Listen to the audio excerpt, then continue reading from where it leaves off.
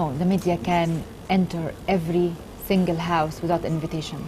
And if you want really to make a change in the community, the media is a real partner for you, because they can actually, I mean, everyone listen to them.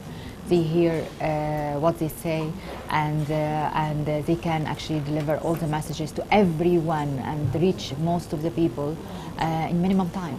So I think the media, they also have the ability to polarize the story and create a sympathy, and the sympathy and empathy the community needed to do to make a change, or we need to have it from the community to change this perception of any stigma or taboo or issue in society. What's the period targeted for these awards? The deadline is 31st of August. So the 1st of August, and we opened it like 1 month ago. So I think it's a good time. 31st of August, we will collect all the applications. Any story from the past? Yes, yes. Yes. Okay, now, who is, when we hear of Rasha Kelej. Who is Rasha Kelej in simple terms? Rasha Kelej is an African woman from Egypt, and I'm a pharmacist. And my passion is to empower women and youth, and to create the platform of future experts in healthcare and improve access to innovative and equitable healthcare solutions. So this is my passion, and I'm very lucky and proud to work for Merck Foundation as the CEO of Merck Foundation, which is owned by Merck family and Merck company, which is the world's oldest pharmaceutical and chemical company. I'm very proud and lucky that they have the same vision that everyone on earth has to have healthy and fulfilling lives, and they take the CSR as part of the DNA of the organization throughout all the generations. They want to be part of the communities they operate in, and of course this is the dream come true for me. Yeah. So what impact has the program Merck More Than a Mother had for African women, East African women? What part of? The impact. Impact. You know that if you go to our YouTube and website, you will see the impact for yourself, even without me saying anything. You will see that a lot of women who's been empowered, the transformation stories of them before and after their struggle with the stigma of infertility and the discrimination and ostracization they faced and suffered. And then after we established for them the small businesses, and we raise awareness about that fertility is not a stigma, how their life changed in their community and how they respected. I invite everyone to watch this video we watched today with you, so they understand what is the impact Merck Foundation and Merck More Than a Mother had on this women in this community. Of course, we have also programs about empowering women in STEM, science and technology, mathematics and engineering, specifically focusing on science and technology, and this is also a very important program for me. Yeah, you mentioned this earlier, but now on record, first ladies in Africa are having many programs targeting women and children. Yes. Are there plans to partner with them? Of course. We have already 3 First Ladies are on board with us as ambassadors for Merck More Than a Mother. First Lady of Central African Republic, First Lady of Sierra Leone, and First Lady of Nigeria. You go to our website and you will see there's videos and the messages they send to their communities and women and men about supporting the cause and changing the culture, message to change the culture and raise awareness. I was in African Union Summit for the First Ladies meeting. I met more than 17 First Ladies from Africa. They are all over excited to implement and to take Merck More Than a Mother forward in their countries, and to be ambassador for Merck More Than a Mother and send their messages out to millions and millions of women and men across their countries and the world. In Tanzania, there's a question I asked where young women, young ladies who get pregnant in school, they have been locked away from school. Just a comment as an expert in health matters. As what? In Tanzania? Yes, they're blocked from the yeah, school if they are pregnant, yeah. yes. As an expert, Yes. opinion, you must be having an opinion on this. I need to ask about this because I didn't know that this information. And they blocked until what? Until they have babies, or babies, and then they come back? Yeah, some even give up and don't Yes. go back to school because it's their relationship. If they don't get education, Yes. likelihood maybe they may even be infertile in future. Exactly. As I said before, having pregnancy in young age, while all the community is not supporting and they cannot have access to the correct and appropriate care, health care, what will happen is they will go to unsafe methods to delivery or maybe abortion, and this will, and I assure you, will contribute to a high percentage of being infertile in the future. So I advise every girl and woman to have safe sex and avoid risky behavior. But in case if something happened like that, I mean, call for forgiveness and to support and to educate them for the future, because it's not the end of the world. So, I mean, this is what I can say, that for all the future women and girls and adolescents, please, please, please take care of yourself and avoid all the the risky behaviors, so you can prevent infertility. Yeah, specifically for how have you worked with East African governments to improve access to fertility? Yes, we are talking to all the healthcare sector in Kenya, Ministry of Health in Uganda, and Tanzania also, and we had already sent a lot of doctors for training for fertility specialists to also become ambassadors in their communities. Very important. We sent actually 4 doctors from Tanzania, and I'm going to Tanzania next week to meet, have a meeting with Her Excellency Vice President to talk about this campaign and take it forward in Tanzania with our ambassadors of Tanzania, which is the doctors we sent for training and embryologists. I think this will be great. And you've seen Uganda is already doing very fine, and we have this campaign 2 years now, and we have almost intervened in 1,000 women to establish their own businesses and raising awareness in all platforms in Uganda. Okay, so what are some of the interventions you are putting in place to reduce the suffering? Yes, Empowering Berna project, which all the women we discover and they share their stories with us. If they are not treatable anymore, there is no hope for treatment due to their biological age because they are older now, and or due to the biological condition because they lost a productive system function due to the infectious disease they had when they were young, 14 and 15 years old, after marriage or pregnancy, which is handled unsafely due to abortion or pregnancy. Or delivery, we actually help them to establish small businesses and group them in groups, support group.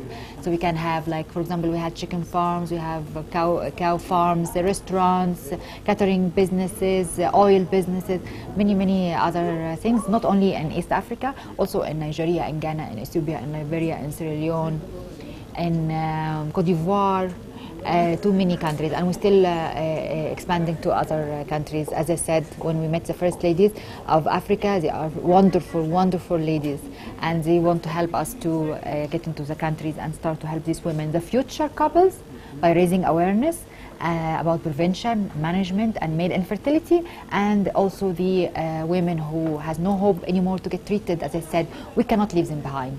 No way. We have to keep helping them, because it's unethical to leave them in their suffering and losing their purpose in life, because the community are treating them very badly, and they treat them like they have no purpose in life and they are waiting to die. So how bad is the situation in Africa? What percentage of women are affected? It's 1 couple every 4 couples in the productive age are facing infertility, and it's high, very high number. But there is also around 85% of these causes can be prevented, because it's due to untreated infectious diseases.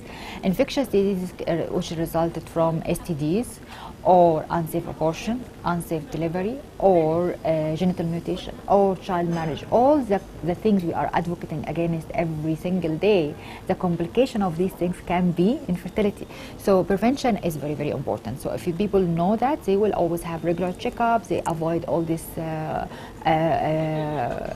practices, which we are against all, so because the complication can be infertility. And of course, there's also a lot of things you can do to avoid infertility, like avoiding toxins, pollutions, chemical exposure, pesticides and paints for men and women also can prevent infertility. Also having a diet, a healthy diet, regular exercise, stop smoking, limit alcohol intake, all this contribute to the infertility percentage and incidence in female and males. We have to understand also that women are not the only one who's responsible for infertility. This for sure, scientifically, 50% of the causes of infertility due to male factor. So women cannot be only responsible for treatment and having children. Men and women should go for tests together. The husband should support his wife and join the journey of treatment of infertility with her to be able to have a family and happy life, you know. So it's very, very important. How did you get the idea of starting this program? What motivated you? Motivated me because I am in Africa all the time, an African woman, and I was doing programs about diabetes and hypertension. I met few women in the villages. They told me that we have hypertension, we have diabetes because of the treatment we've got, because we don't have children. And then I said, what? Can you please tell me the story more? And they told me horrible things they are facing every day, every single day, all their life. Why? I mean, it's not even fair. It's not even something they contribute to. It's something they happen to them, and this is one only organ. It's not fair to be judged by only one organ in your body, and your value in life is limited to giving birth or not. So it's like baby making machine. Then if it's not working, put it aside. No, they can contribute to life and be independent and strong and help the community in many, many ways, whether they have children or not. Because they are not contributing only to the family, they can contribute to the whole society and the community. That's why I came with this idea, being working for Merck, and Merck is a leader in fertility management. So who else can do it? We know how to do it. So I created this campaign. I was actually expecting that a lot of women, strong women, will rally behind the cause, but I didn't expect that also strong men will go behind the cause, rally behind it, and that fast. So I was stunned by people when they see that the impact and the suffering, they cannot turn their eyes or avoid or deny it. They have to participate. So what gives you pleasure in this work? What keeps you? I want to see this video. I mean, to see the women. I mean, did you? I mean, did you see the video? Yeah, I mean, it's amazing to see that you can transform, touch people's lives, and you can see it in front of your eyes. And you can help them and take them out of their suffering. And with something like that, they had no hope in life that someone will even address this issue. It's, for example, for them, it's something they never dream of. And they were suffering badly. Did you see? There's a lot of cases which, not like this, it's even more severe. The people have been chopped their wives' hands and legs and blind them with acids and. Oh my God, there's a lot of cases. I cannot even show it in the videos anymore because it's very sad. So to contribute to prevent these things, it's the ultimate goal for me. Suppose you are not doing this program, what else could you be doing? Actually, I will be doing which I was doing before this program, which is building capacity and developing the future and providing training for young doctors and women doctors to be oncologists and diabetes specialists and things which I feel that it's lacking and it's a challenge in the access of innovative healthcare solutions in Africa and developing countries. Being also as a woman and a pharmacist, and I know how the education and the training can contribute to your life, but not only to your life, to the lives of the people around you, all of them. So I felt that this is my goal in life, and it's a goal also of Merck Foundation and Merck family, who is the owner of Merck company. So it's actually very, very aligned goals, and that's why I enjoy my work very, very much, and I'm proud to work with them.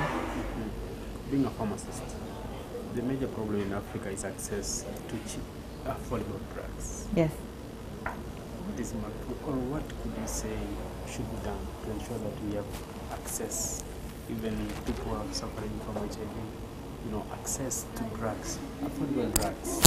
Look, I mean, it's not only the challenge in Africa is access to affordable drugs, because I argue on this with many, many people. For example, let us say, cancer. How many oncologists in Ethiopia? 3 oncologists. For 100 million. How many oncologists in Kenya? 13. For 45 million. This is not even enough to treat people in Nairobi by itself. So, and all of them are in the capital. So I feel that the lack of the professional and professional skills in healthcare is more than lack of the medication. Because if you give donation for medication, who will give it? Where's the doctors? For oncology, for example, let's say for cancer.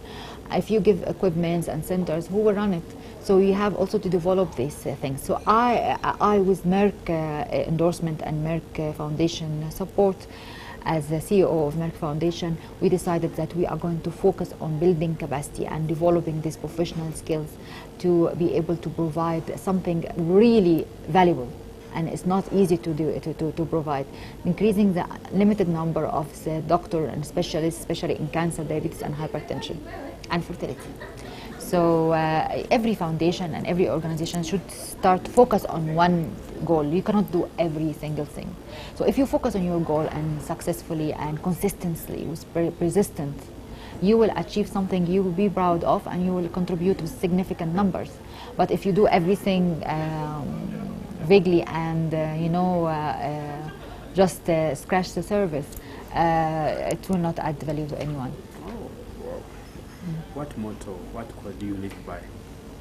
What the motto is passion and results at the same time. So I always like the passion because it's inspirational. I have passion to what I'm doing, and I like to deal with people with passion. And but not only passion is important, it has to also be result oriented, because we are not in a movie. We are all driving our emotion, and that's it. It has to also to be result oriented. So I want to see results in front of me. I like to people who define success properly. Success is what you should, what you achieve against what you should and could have done. It's not that a number or things. For example, if your target is so, but you can achieve more, this is, for me, is the ultimate success. And you don't compare yourself with others. You compare yourself with what you can do. So this is my motto in life. Do you have free time? And if you have, I like fashion, yes. So I like very much dressing and fashion and everything. If I have time, usually I like that very much, and even thought one day when I retire, I will take care of the new, I like the young and future fashion designers and art and these things. Are you a designer yourself? I used to design jewelry as well and make them handmade. So I like these things very much. I like art, and I like, you see also from our videos, I edit them myself, and I like this part of art and fashion. So I think when I retire, if I have a little job and little things I do, I will take this forward, definitely. Okay. Social life, you have children of your own? I'm married, but I don't have children. I choose not to have children because I wanted to focus myself and my career on achieving things which is will take a lot of time and will not have this exactly. I was very fit for Merck More Than a Mother, because I want to say, even if you choose to not to have children by your own choice, it still can be more than a mother, and you can be successful, influential person, and people respect you across the whole world, because you contribute to the community and to society, even more than being maybe a mother responsible for 1 or 2 kids. Which person in your life inspired you? It's a lot of people, different stages. So what to say? I'm inspired by everyone who is. I like very much to look at the inventions and the scientific research and scientific exploration and the inventors across the world, and how they dedicate their life and their time and fail and succeed and fail and fail and then succeed until they reach a discovery which everyone can save lives. And I'm always inspired by these stories, really very much. Not a single one, but all of them. What particular person that you cannot avoid to mention in your life? I can say, for example, from my recent life, not the older one, Professor Frank Stangeberg-Haverkamp. He is the chairman of Merck Executive Board and Merck Foundation Board of Trustees. I cannot avoid that he supported our activities, his belief, and you know, as an owner of the company and one of the biggest shareholders in the company, if they are not supporting the activities and the contribution to society we are doing and believe in what we are doing, because when we started very small. And if he doesn't have this belief that we are going to be bigger and we can contribute significantly to the community and society, we'll never be there. So I believe that he empowered me very much as a woman from Africa to give me the leadership of the whole Merck Foundation. It's not a small thing to be the CEO of Merck Foundation, a German global company, and I am a woman from Africa. So it's, I cannot deny that he is the reason for my success and happiness at the moment, definitely. Since you have passion for mothers, something you learned from a mother? My mother? Yes, your mother, yes, or any other mother? Of course. I mean, this is very common, and you're the first person you get in touch with is your mother, and they contribute to your things. So I don't want to repeat everything everyone said. I mean, this is normal. I mean, the mother is a contributing factor and very strong factor to shape the person you are at the moment. Definitely. You have a particular color you love? I love blue and purple. Today you are in one of them. Blue, yes. Yes. So what makes you happy besides I spend some time with my husband because I'm away most of the time, and really I look forward always to come back home and spend time with my husband. It makes me very happy, you have a very particular happy. destination you love?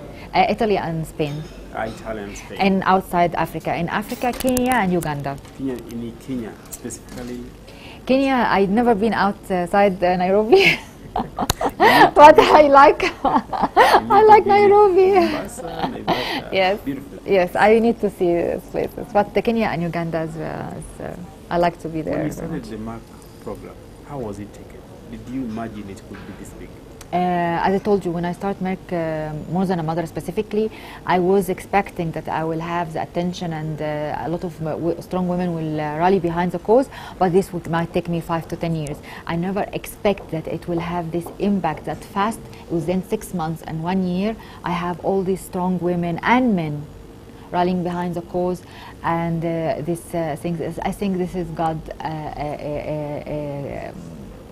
Making, because it's really that when you have the passion and you did everything correct, just God give you the success and the impact you dreamt of, because you have this pure intention in your heart.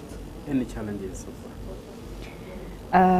Only the challenge I have at the moment is how to be on all these places by myself, because I like very much to be by myself in these countries and see the women by myself and touch everything and see it firsthand. You know, not someone tell me second and third hand. So I like to see it myself, and I dig behind, under everything, 7 layers below every problems and studies. I wish that I have cloning or something I can send to different places so we can see that quickly. This is the only challenge. I'm thinking what I'm going to do in the rest of the year and 2018, and how many places I have to travel, and how many times, how long I will leave my husband by himself. This is very, very important. In Africa and in Kenya, most men only go to hospital when they are sick. Yes. Yeah. As an expert, a medical expert, what can you tell? Is there any importance of frequent checkups, medical checkups? Yes, exactly, because you don't have to wait until you're sick, because there is a lot of things can be prevented and a lot of things can be treated basically if only early detection or early diagnosis. For example, let's have an example. They will be shocked. Cancer. 30% of the cases of cancer can be prevented. 30%. So only with having certain ways to prevent, and you can see it in our social media and YouTube, the prevention, how to prevent cancer, or cancer prevention tips. It's very, very easy. One of them, for example, four things we know: eat healthy, exercise regularly, stop smoking, and limit alcohol intake. This is cancer prevention. Okay, and 30% of the cancer can be treated with basic treatment in no time if it's diagnosed early. So with a normal checkup, you can diagnose something and you can get rid of it instead of being very advanced and complication and not very high percentage of treatment. So these things I encourage all the men. For also infertility, the same. Early diagnosis, it will help you to have children quicker, have your beautiful and happy family. And prevention also. A message yes. to the mothers who are unable to get children. Women who can able to get children. Yes.